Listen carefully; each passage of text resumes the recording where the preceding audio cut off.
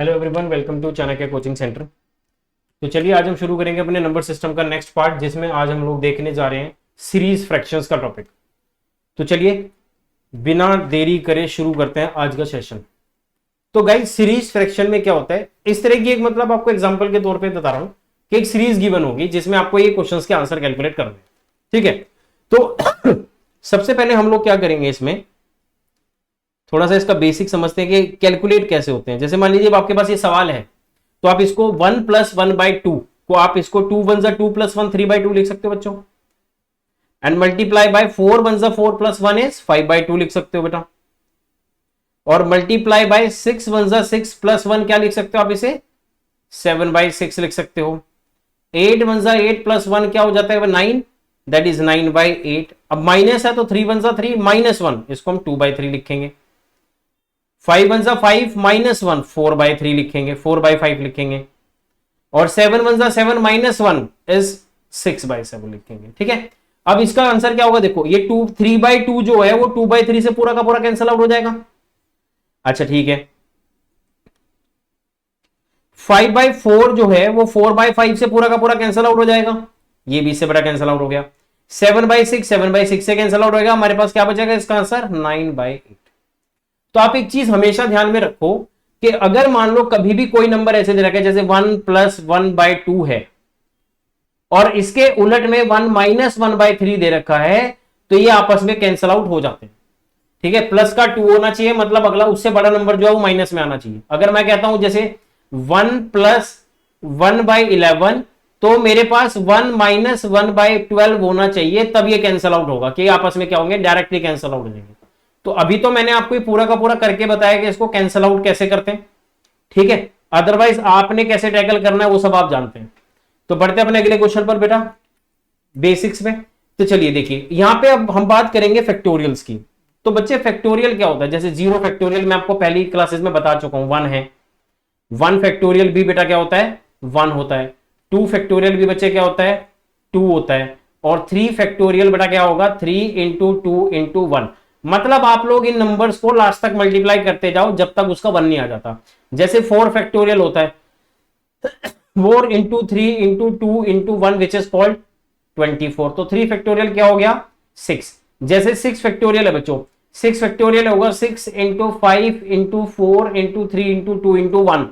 तो बेटा ये मेरे पास सीधा के सीधा आ जाएगा, 6 फैक्टोरियल मेरा 120 आ जाएगा। ठीक है, तो 0 फैक्टोरियल है तो 1, ये तो 1 एज इट इज रहेगा। 1/2 है बेटा, ये 2 रहेगा। 1/4 फैक्टोरियल क्या होता है 24, और 1/6 होता है 1/5 होता है 720 रहेगा, तो ये हो जाएगा बेटा 720। अब हमें क्या लेना है, एलसीएम। एलसीएम तो हमारे पास 720 ही रहना है। तो एक सोचने की बात है, अगर मैं पूरा एलसीएम लेता हूं तो देखो ऊपर 720 से मल्टीप्लाई करूंगा, इसको भी अगर 720 बनाना है तो 360 से मल्टीप्लाई करना पड़ेगा, तो बेटा ऊपर भी 360 से मल्टीप्लाई होगा, तो मतलब आधा ये हो गया।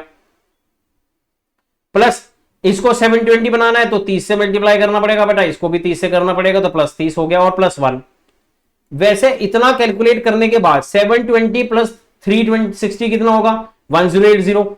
तो 1121 आंसर आएगा 720 से डिवाइड करने पे। और डेसिमल लगाने के बाद 7020 के टेबल में 1.54 के अप्रोक्सीमेट आंसर आएगा। अब इसका आंसर आएगा अप्रोक्सीमेटली बच्चों 1.54, बट ध्यान दो आंसर निकालते कैसे। आप एक बात बताओ बच्चा, आपने लिखा 1 + 1/2 प्लस 1 कितना, ये 24 प्लस 1/720। आप बेटा एक बात बताओ, 1 तो है ही आंसर में, 1 आ गया। 1/2 का मतलब क्या होता है 0.5, तो मैं इसको 0.5 लिख सकता हूं। सोचो एक बात, तो इसका मतलब मेरा मिनिमम आंसर बेटा 1.5 तो रहेगा। अब 1/24 को अगर लिखना है तो आपने 1/12 8.33 पढ़ा है, 0.833, तो वो 0.54 के आसपास आएगा। ठीक है, तो इसका मतलब मेरा आंसर जो होगा वो 1.5 की लाइन में चल रहा होगा। तो 1.5 की लाइन में कौन सा क्वेश्चन चल रहा है, 1.54। नहीं तो आप लोग क्या कर सकते हैं, if you take the LCM of 720, तो आप पहले स्थान पर 720 लिख सकते हैं, ये हो गया 1 मिनिमम आएगा। उसके बाद 360 है जो कि इसका आधा है बेटा 0.5, तो 1.5 की सीरीज वाला आंसर होगा, जो कि आपके पास अकेला ऑप्शन 1.54 पड़ा है। इसको पूरा सॉल्व करने की रिक्वायरमेंट बिल्कुल भी नहीं है। तो बढ़ते अपने अगले पार्ट पर। तो जैसा कि मैंने आपसे डिस्कस किया कि हम लोग यहां पे सिंप्लीफिकेशन करने जा रहे हैं सीरीज फ्रैक्शंस की। अब मैं आपको कुछ एक बातें जो है सीरीज फ्रैक्शन के बारे में बताना चाहूंगा, तो चलिए एक एक करके हम लोग ना डिस्कस करते हैं। बेटा आपको पता है 1/2 माइनस 1/3 का क्या मतलब होता है? इसका मतलब होता है कि 3 ऊपर मल्टीप्लाई हो जाएगा, 2 इधर मल्टीप्लाई हो जाएगा, टोटल में 2 गुना 3 होगा, जिसका आंसर होता है 1/6। इसका मतलब मैं 1/6 को 1/2 माइनस 1/3 लिख सकता हूं, क्योंकि मुझे इसके प्राइम फैक्टर्स निकालने हैं। ठीक है, अच्छा ऊपर ये हो गया आपके पास, इतनी बात क्लियर हो गई। ठीक है ना, इसको आप ऐसे लिख सकते हो, या मैं इसको 1/2 इंटू 3 भी लिख सकता हूं। दूसरी चीज और एग्जांपल देखते हैं। अगर मैं आपसे कहूं बेटा कि 1/3 माइनस 1/4 अगर आपको करना है, तो आप कहेंगे this is 4 minus 3 divide by 4 into 3। तो मैं इसका आंसर 1/3 इंटू 4 भी लिख सकता हूं बेटा। सोचो इस बात को कि 1/2 इंटू 3 को मैं लिख रहा हूं 1/2 माइनस 1/3, 1/3 इंटू 4 को लिख रहा हूं बेटा 1/3 माइनस 1/4। अल्टीमेटली अगर मैं आपसे कहूं और एग्जांपल देखो, मैं कहता हूं 1/5 माइनस 1/7, तो बेटा 7 आएगा, माइनस 5 डिवाइड बाय 5 इंटू 7 है ना, तो यह आ जाएगा 2/35। कितना आएगा? 2/35। आप एक बात बताओ, 2/35 को कैसे लिख रहे हो? 1/5 माइनस 7। आपने करना क्या है, 35 के फैक्टर बनाने हैं। कितना आएगा? 5 और 7। इनका डिफरेंस कितना है? 2 का डिफरेंस है, तो ये 2 ऑटोमेटिकली यहां पे कैंसल आउट हो गया। हम डायरेक्टली 1/5 माइनस 1/7 लिख सकते हैं। ठीक है, जैसे अगर मैं आपसे कहूं बच्चे 1/7 माइनस 1/10 है, सो हम इसको कैसे लिख सकते हैं बेटा? इसको लिख सकते हैं 10 माइनस 7 डिवाइड बाय 7 इंटू 10। तो ये मेरे ख्याल से 3/70 आ गया, या मैं आपसे कहूं 3/7 इंटू 10 आ गया। मतलब अगर गैप 3 का है और ऊपर लिखा हुआ है, तो मैं इसको डायरेक्टली इस फॉर्मेट में लिख सकता हूं। Is that clear? अगर मैं आपसे कहूं बच्चे 1/4 माइनस 1/9 है, तो आप इसे कहेंगे बेटा 9 माइनस 4 डिवाइड बाय 9 इंटू 4 या 4 इंटू 9। तो मैं 5/4 इंटू 9 लिख सकता हूं बेटा। समझ पा रहे हैं आप लोग? तो जितना गैप होगा उतनी वैल्यू आपकी ऊपर आती चली जाएगी। अगर मैं आपसे छोटी सी एक एग्जांपल लेके कहता हूं, मैं एग्जांपल दे रहा हूं एक छोटा सा बड़ा सिंपल, मैं आपसे कह रहा हूं 3/28 है, इसका आंसर क्या होगा? देखो ऊपर कितना है? 3, तो इसका मतलब 28 के फैक्टर में 3 का गैप होना चाहिए। तो बेटा 4 7 28 होता है, तो इसका मतलब this could be written as 1/4 minus 1/7। देखो कितने प्यार से लिखा गया। तो इस तरीके से आप लोग उनके डिफरेंस को देखकर फैक्टर बना सकते हैं। ठीक है ना? तो इसका मतलब ये हो गया कि अगर आपको कभी भी b माइनस ए, मतलब कोई भी एक वैल्यू ले लीजिए, मैं कहता हूं आपसे 1/a माइनस 1/b अगर लिखना है, तो b माइनस ए अपॉन b इंटू ए होता है वो। Is that clear? इसका मतलब अगर मैं आपसे कहूं कि 7/60 है, तो 7 क्या है? b माइनस ए। तो इसका मतलब इनके बीच में जो फैक्टर है डिफरेंस का 7 आना चाहिए, तो 12 पंजे 60। तो ये आंसर 1/5 माइनस 1/12 होगा। कितना होगा ये? 1/5 माइनस 1/12। इतनी बात क्लियर है? चलो आगे देखो। तो इसका मतलब ये हो गया कि मैं एग्जांपल के तौर पे मैं 3/5 इंटू 8 को लिख सकता हूं 1/5 माइनस 1/8। सिंपल सी बात है, सिंपल सी भाषा में चीजों को समझो। ठीक है ना? अगर मैं आपसे कहूं कि 7/4 इंटू 11 है, तो मैं इसको 1/4 माइनस 1/11 लिख सकता हूं बच्चों। ठीक है, इतनी बात सबको क्लियर हो गई? इतनी कहानी तो आगे होगी समझ में।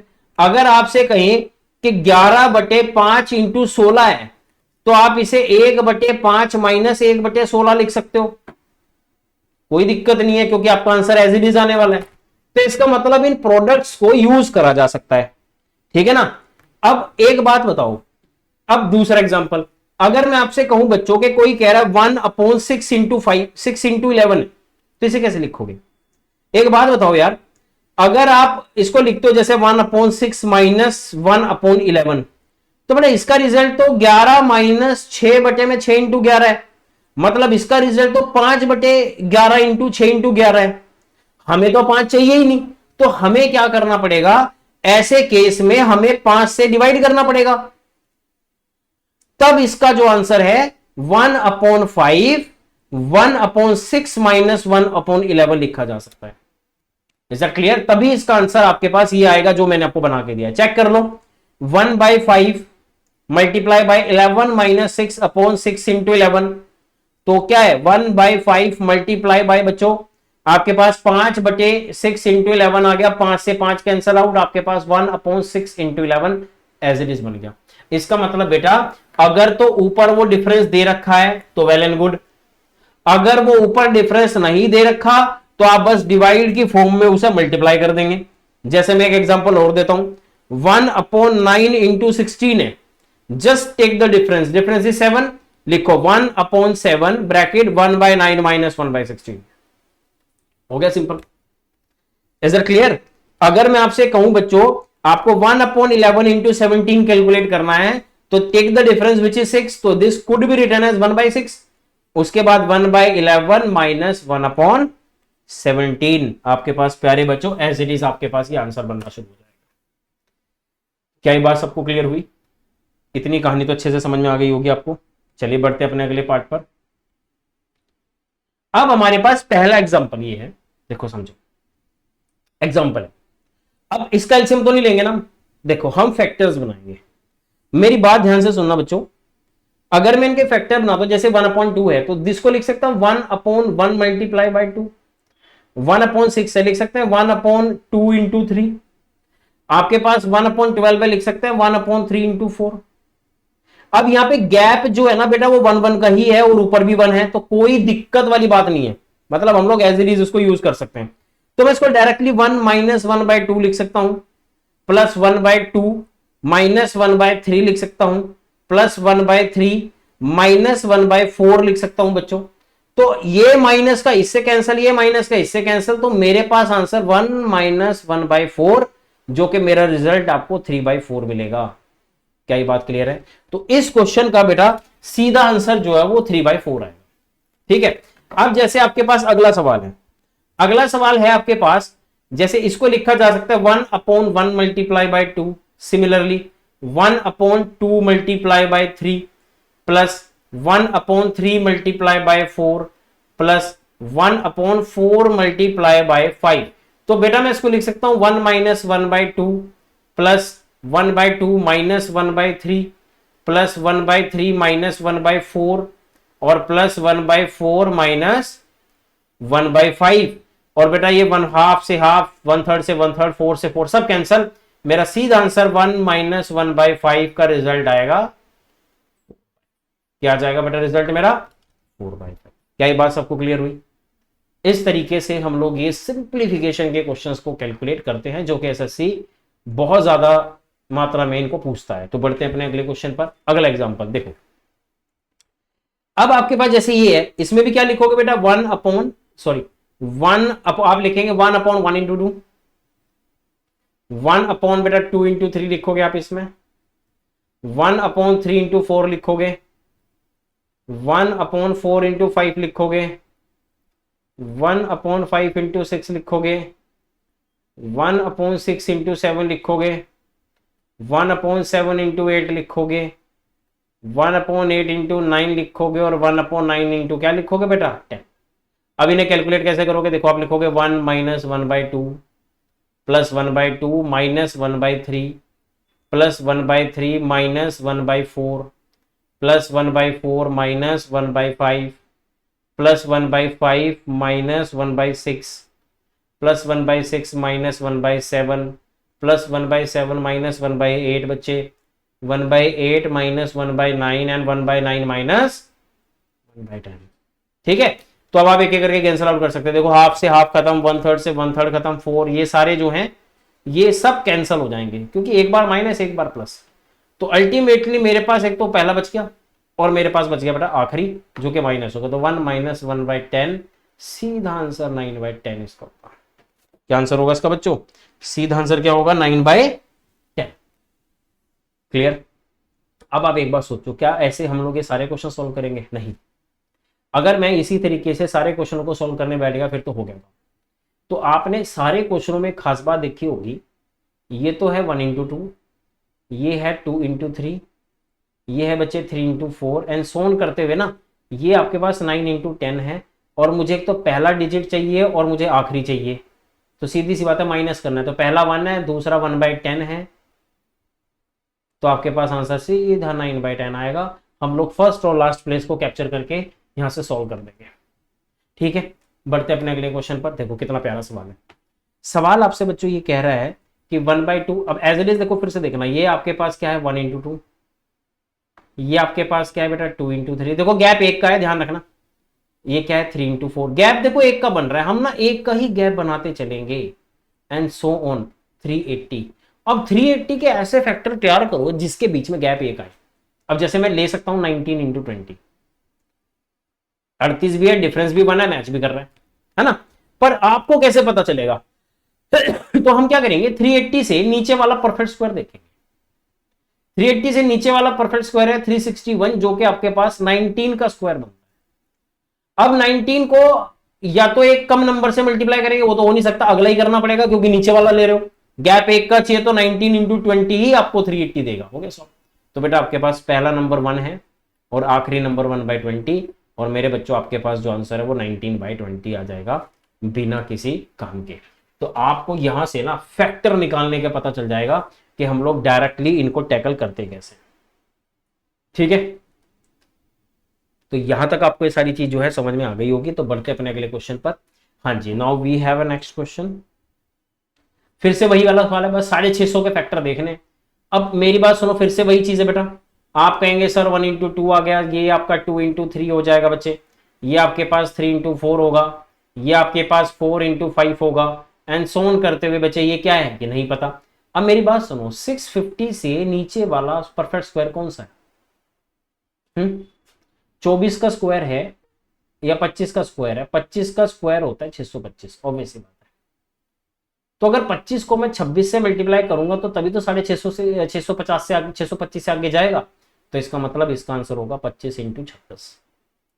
और बच्चों देखो पहला नंबर और आखिरी, क्योंकि बाकी तो चाहिए ही नहीं, बाकी तो सारा सीरीज में चल रहा है। तो 1 - 1/26, मेरा answer exact 25/26। Is it clear? तो 650 के फैक्टर बनाने हैं, टिक, उससे नीचे वाला एक परफेक्ट स्क्वायर देख लो। उसके बाद आप ये देखो, देखो आप हमेशा अगले नंबर से ही मल्टीप्लाई करोगे, ऑब्वियस ही बात है, पीछे नहीं हो सकता। अच्छा, अगर गैप ज्यादा होगा तो हम मैच करेंगे कि कौन सा किसके आसपास कंपैटिबिलिटी बन रही है। तो खैर वो तो बाद की बातें हैं सारी, कि किस गैप में कितना लेना है। ठीक है ना। तो फिलहाल आपके पास जो बच्चों आंसर आएगा इस क्वेश्चन का वो 25/26 आएगा। पूरी सीरीज को टैकल करने की जरूरत नहीं है। Take the first term of the first series and the last term of the last series which is, और माइनस करना है, क्योंकि हम लोग सारी चीजें क्या करते हुए चल रहे हैं, माइनस करते हुए चल रहे हैं। तो ठीक है, तो आई होप आपको ये बेसिक जो है अच्छे से क्लियर हो गया होगा। ठीक है, thank you so much guys, have a good day, see you in the next session.